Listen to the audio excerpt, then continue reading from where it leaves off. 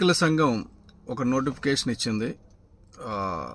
ఈ పెన్షన్ పథకాలన్నీ కూడా ఇవ్వడానికి వాలంటీర్లు వాడొద్దని.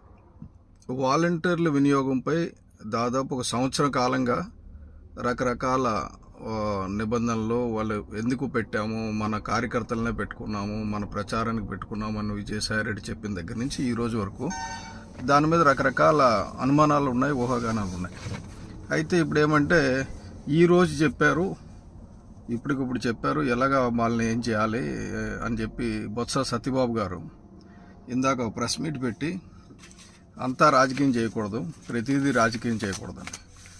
నేను కూడా అదే చెప్తున్నాను, బొత్స గారు ప్రతిదీ రాజకీయం చేయకూడదు. మీరు కానీ మీ ముఖ్యమంత్రి కానీ ఏం మీకు తెలియదా?